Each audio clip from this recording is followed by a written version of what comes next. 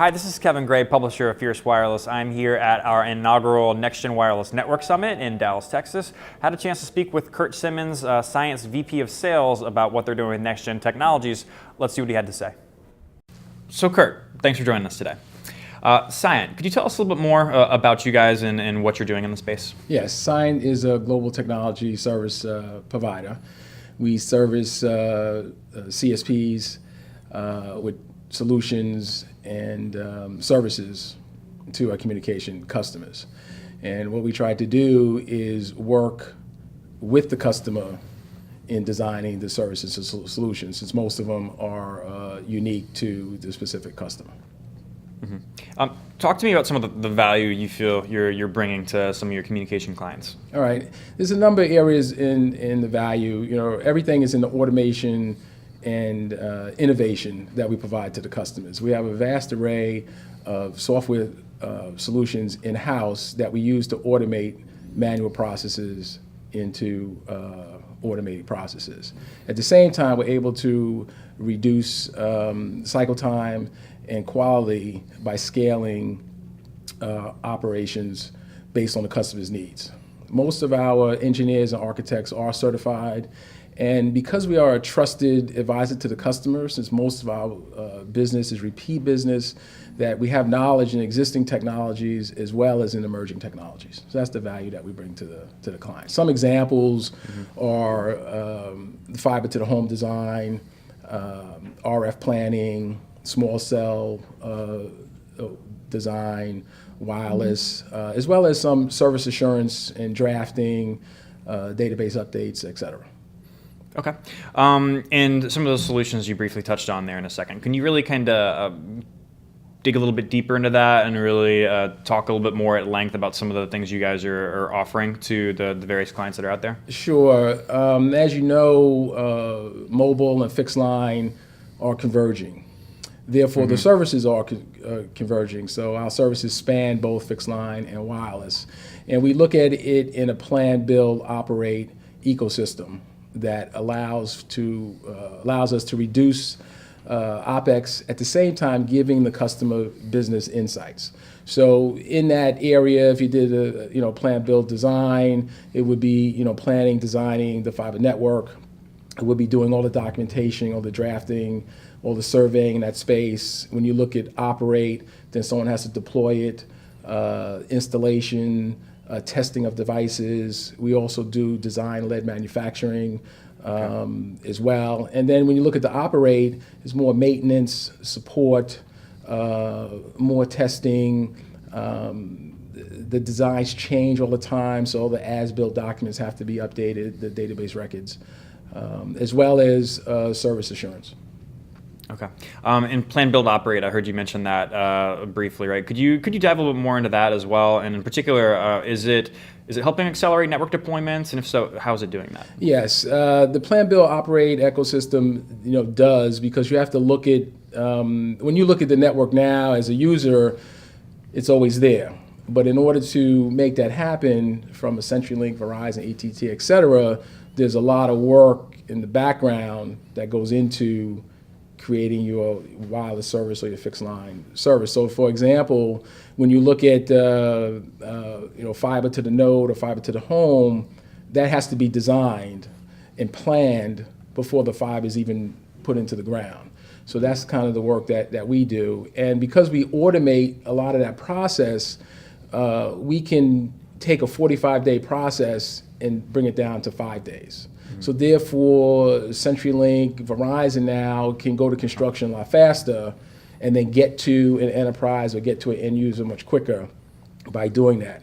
In addition, from an inventory standpoint of the logical physical devices that are in the network, that are behind the scenes to the end user or the enterprise, that changes constantly. And with the advent of SDN, NFV, that the software is driving a lot of the network performance. So what happens, you need to have a foundation in the inventory system as it's changing constantly to automatically update that.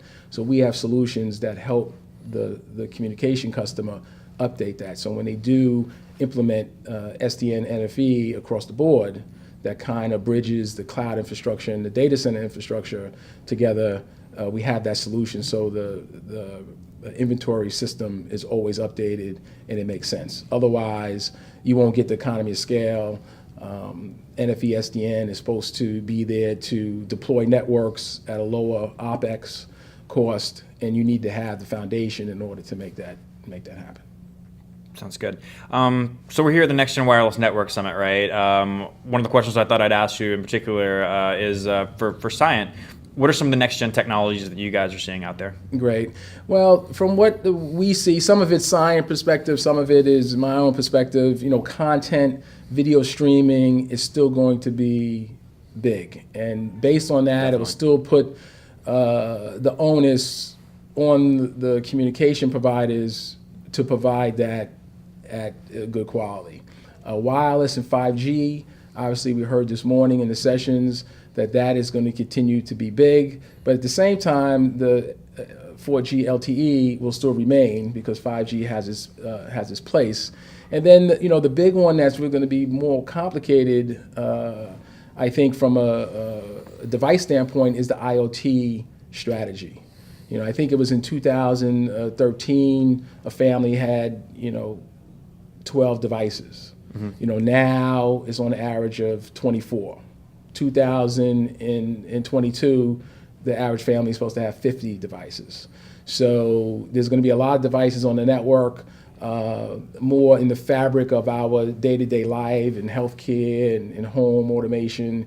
And the service providers are going to have to be able to provide good service, have some sort of service assurance from a fault, performance, configuration management, so it all works, particularly when you're using it and relying on that technology. So those are the three that I see are the big ones. I think from kind of behind the scenes, service management assurance is going to be big because the networks are going to be again more complicated.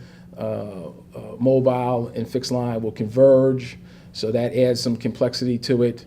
And also the fiber. Here in the U.S., fiber is big. We are behind in running long-haul fiber, and tools to manage the fiber, well as active or dark fiber, are going to be key going forward.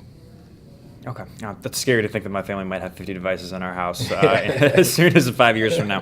But the last question I had for you, CAF2, we were talking a little bit about it beforehand. Can you give me a little bit more information on, first off, what that is, and then second, what you guys are doing with that at Cyient? Right.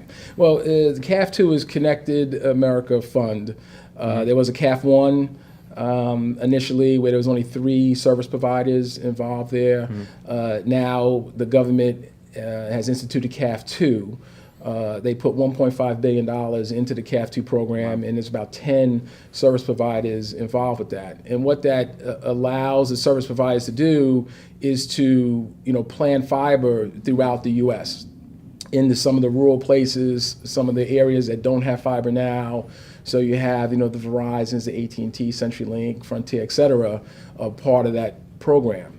And again, when they put out the fiber, and there's certain deadlines and timing in order for them to get the 1.5 billion, that all has to be planned and designed before they can actually run the fiber, connect the fiber, and so forth. So Cyient is a big player in doing the plan and design of the CAF2. There's talk of a potential CAF3 as well, because we still have a ways to go in the U.S. There's about 260 million wireless users in the U.S., not counting all the homes, so we still have a ways to go. Again, I also support Canada. Their long-haul fiber work is pretty much done, and they're focusing on the last mile, fiber to the home, et cetera. But they have less people, geography is a little bit less, so the CAF2 program will continue to be strong here in the U.S. for the next 3 to 5 years. Okay. Kurt, thank you so much for joining us today. Thank you. All right.